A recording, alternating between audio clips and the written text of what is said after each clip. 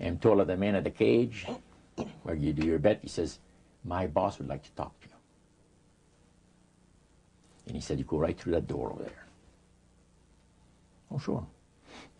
So I know the guy says, come on in. The guy's sitting behind a big desk, smoking the big cigar. So he says, you're Roger. I says, yeah. He got up and walked around me. He said, you don't look that smart. I said, what, sir? You don't look that smart. He says that you could pick horses that are winners when they're supposed to be losers. Where do you get your help? What do you mean help? I'm not getting any help. I just happen to go and, oh no, we've been watching you here, he says, for a number of weeks. And you always leave here with some of our good money. And I'll tell you, buddy, if you want a list of all the bookies in Montreal, I'll give you a list of them. But he says, I want you out of here. And don't show up again. Because somebody's going to put a, you know what I mean. I said, okay, sir, I won't be back again. So it's a tough business to be in gambling. So even with the spirit's help, it was tough. Yeah. Well, it's stuff he's going to shoot you, yes. Yeah.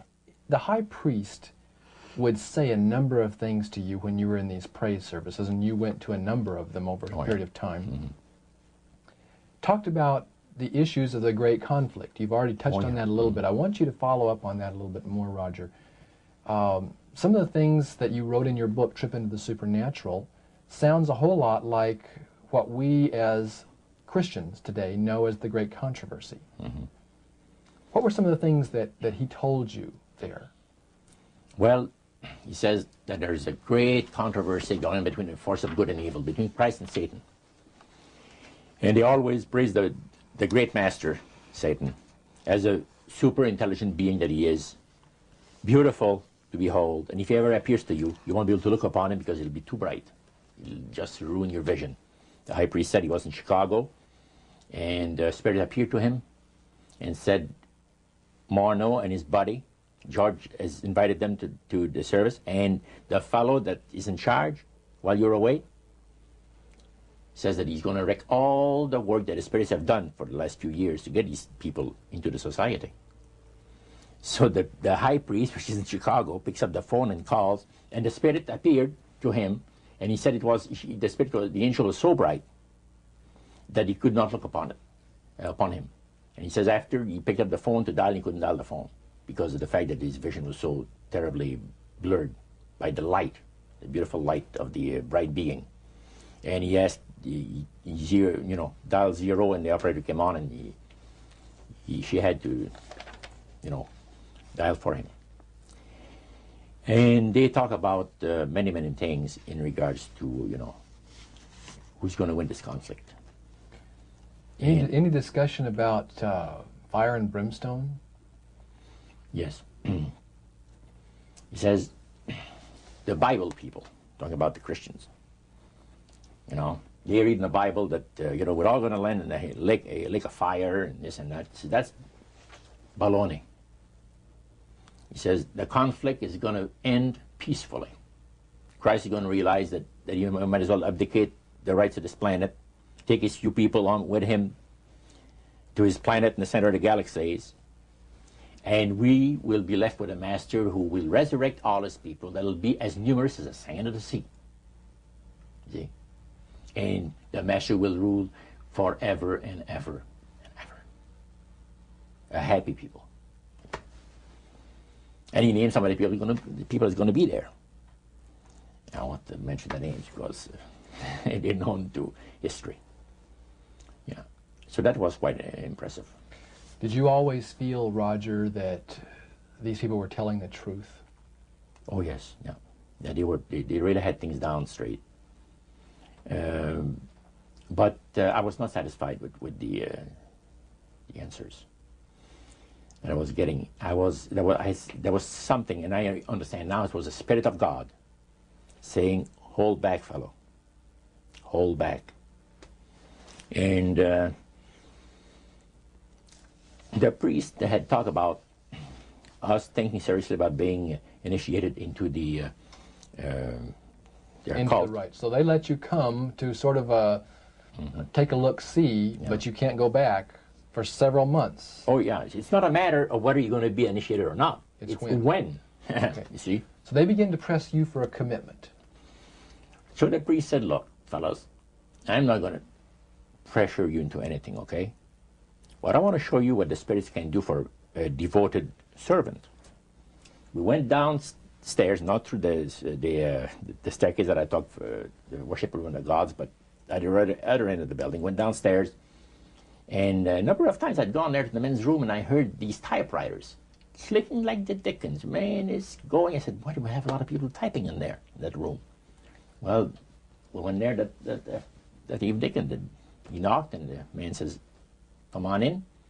And there was all those typewriters moving along by themselves, typing at the speed that I'd never seen before. And not only that, the high priest says, I want to show you something clever. So he says, follow me. So we went around the table. There was like 2 long tables, and they had about 10 typewriters. And he says, now notice that the typewriter types to the right, then doesn't go back. It types back to the left. Isn't that something? I had never heard of things like that before. He said the spirits are doing the work. And he introduced us to the man. And the man is a lawyer. And he said, how much money did you make last year? Oh, he says, it's in the 6 figures. You see? So this lawyer had a business in the building that housed the worship room. Oh, yeah.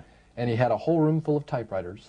Yeah. And he put paper in there, and demons That's typed. all he did. Put typewriter paper in there. It was And what came out? What was it that came out?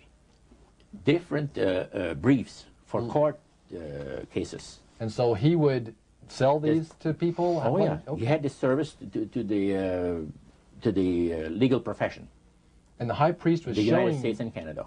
So the high priest was showing you this to give you an idea about the kinds of blessings that you would That's receive? right. Yeah. But after you left that typewriter, the room where the lawyer was, they tried to draw you into a commitment by getting you to make a public profession. Tell us about that. Well, they have a super beautiful resort in the Laurentian Mountains, which is north of Montreal, north of Saint Agathe. Saint Agathe is a famous name there in Montreal. Montrealers, because they all go Saint Agathe or north there, you know, the summer home and that. So they had a big resort up there for their people, you know. So it's a closed society. And they had on October the 30th, Halloween, is that? October 31. 31, last day of October. They had what they call live animal sacrifices. I don't know what it is, but they did. We could never find out. By the time that the Lord pulled me out of there, I had not yet found out what it was. So you have this intrigue involved in there. And he talked about three very unique services that I attended there that sit on my mind forever. One was entitled Christian Idolatry. Another one was entitled The Super Deception of a Glorious New Age, which actually applies to the New Age today. And this was 1946 that we're talking. And then the other one was Satan's Great General Council of the 1700s. And I must say the things that I heard there was an eye-opener. First of all, we'll go through the Great General Council. Okay. At the beginning of the 1700s, said the high priest, Satan and all his spirit counselors held a Great General Council with one purpose in mind. It was to prepare for the great industrial age that was soon to break upon the world.